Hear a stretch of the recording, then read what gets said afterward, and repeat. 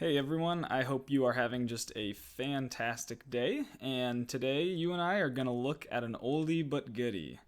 That's How to Win Friends and Influence People by Dale Carnegie. Now, this book's original copyright was in 1936, which makes it 80 years old at the time of this recording. The fact that it's still a huge seller today is evidence of the wisdom in its lessons. Now, things definitely change over time, and the world's a lot different today than it was in 1936. But people aren't really.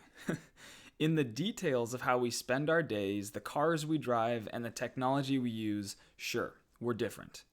But we've hardly changed at all on an evolutionary timeline. And that's why the fundamentals of this book are still powerful.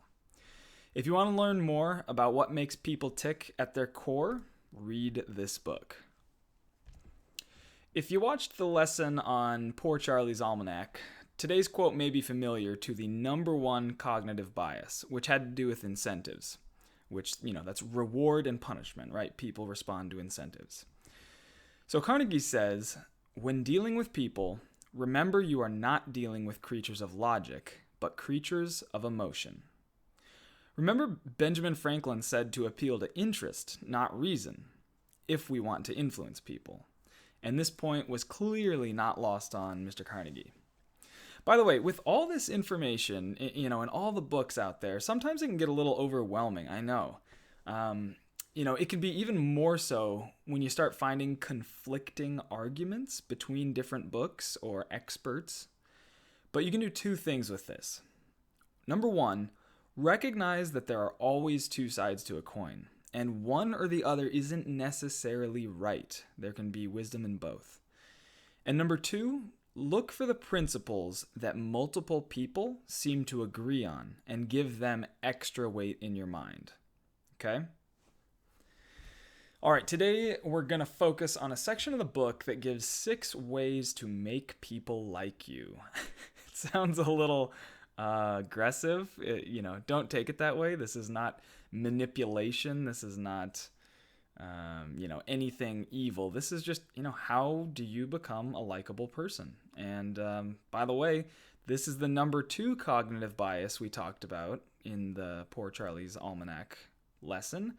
That's the liking-loving tendency. So it's important. I'll focus more, I've listed all 6 of them out here, and I'll focus more on number 1 and number 6 because I think I can go a little deeper into these. But first, let's go over the others at kind of a high level. So number 1, first, it does say, become genuinely interested in other people, and we'll get to that one later. Number 2 says smile. And I won't make it any more complex than it is. Smiling is instinctual, and we all know what it means. It makes us think of, good, happy, fun times, right? Number 3 is an eloquent way of saying that people like to hear their own names. Remember that a person's name is to that person the sweetest and most important sound in any language. One time my fiance and I were leaving the grocery store, and she said, "Oh, you're so nice. You always say the checker's name when you say bye." The fact that she, as a third party, even recognizes this and tells me that it's nice. I mean, first of all, yes, she's my fiance, so maybe she's a little biased and trying to make me feel good. But, the fact that she's noticing this enough to bring it up, that makes me pretty confident that the checker, him or herself, appreciates it as well. If you've gone through the Start to Success formula, which if you haven't, I recommend you do, number 4 and number 5 on this list here are related to something I harp on, which is to think of your audience at all times. You listen to what they want, encourage them to tell you what they want, and then talk to them in their language. Be a good listener, encourage others to talk about themselves, and talk in terms of the other person's interests. Number 6, make the person feel important and do it sincerely. We'll get to that one later as well. So, back to number 1. Become genuinely interested in other people. Remember, showing interest is one of the simplest ways to demonstrate that you like another person. And people like people who like them. It's that simple. One of the best reasons to be interested in other people is because, well, oftentimes they're interesting. This may not always be the case, but usually the other person knows something, they know about something that you don't. They have a subject or a hobby or whatever. I mean, that's kind of the whole premise of this knowledge business, right? We all have some knowledge and expertise in an area, and we can share that with others to better our lives. So don't be afraid to learn something new. Talk to somebody, learn something new. It's great. And when you hear or learn something new, don't be afraid to challenge your existing beliefs. Getting perspective from another person can be invaluable. Seeing things through their eyes may not change your whole belief system, but it may allow you to see the other side of the coin that we're talking about. One of my favorite quotes is by F. Scott Fitzgerald, and he says, "The test of a first-rate intelligence is the ability to hold two opposed ideas in mind at the same time and still retain the ability to function." Kind of funny and kind of profound, that quote. Okay, and last, number 6, make the person feel important and do it sincerely. A lot of these principles, they have kind of a theme in them that comes back to just being genuine and authentic, right? That's why I had to stress, how to make people like you sounds a little manipulative, and that is not the point here. This is, how do we put our best selves forward? How do we, be our most likable selves so that people, we can connect with people and really make an impact and a difference. So, do any of you have that friend who, you invite to a party and they respond with, "Who else is coming?" Or maybe they aren't that crass, but they always wait until the last minute to RSVP, and it's because they're holding out to make sure it's their best option, right?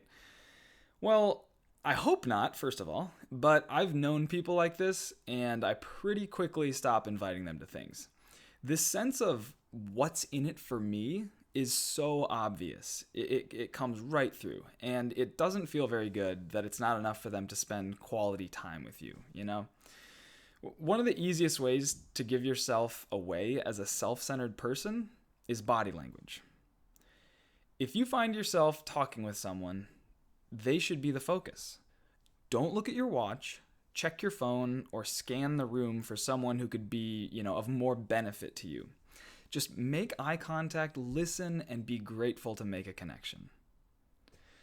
The world is changing, and attention spans are decreasing. I think I heard this statement gets thrown around a lot, and I think some people misunderstand it. I think I heard the other day that in like the 1950s, we had a 20-minute attention span, and now it's 7 seconds. That's pretty drastic, right? Our brains haven't changed that much in 50 or 100 years, but our environments have. And this is where the misunderstanding comes from. The only reason we have short attention spans is because we're so overstimulated. So control your environment. You want to know my number one productivity hack? This is huge. It's simple, but mind-blowing if you implement it. I use airplane mode on my phone whenever I need to focus. That keeps my phone as a powerful, useful tool instead of a time-sucking distraction that it is for most people. I remember my last boss, you'd be talking to him whether it was about work or personal stuff. And it was like every 20 seconds he had some push notification going to his phone. And he would immediately look down. And it made you feel unimportant and, not appreciated and not listened to. So don't be that person, please. Okay.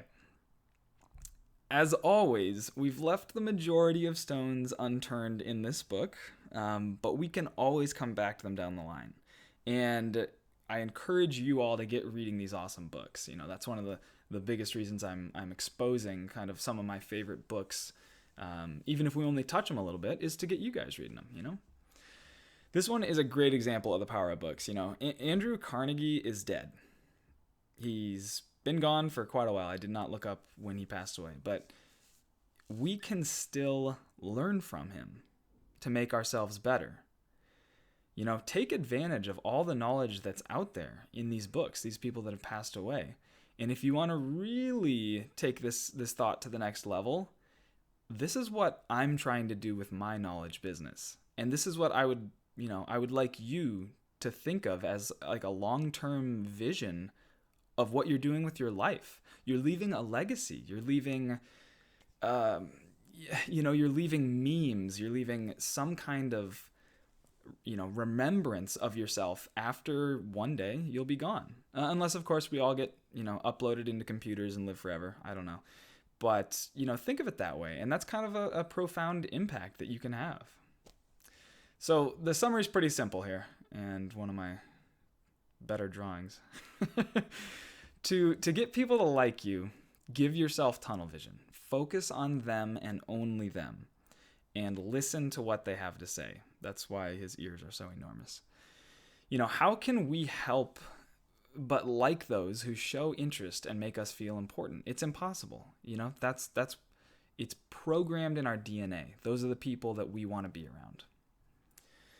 All right, and lastly, let's do the exercise for today.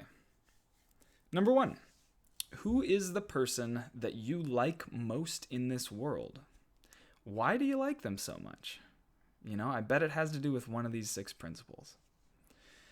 Think of someone you met, this is number 2, and they just didn't feel right. Try to identify what they did that turned you off to them. Did they violate one of these 6 principles? And number 3, which of the 6 principles do you personally need to work on most? I hope you all feel like these book learning courses are valuable. The lessons in here. I really enjoy making these because it really does help me kind of cement some of the fundamentals that I've been learning over the years. And I really think, if nothing else, if it's a jumping off point for you to seek out some knowledge that you really want to learn about, then I think I've done my job, and I think that's awesome. Let me know, any way that I can make these lessons about the book learning even more valuable and better for you, and I will see you in the next one.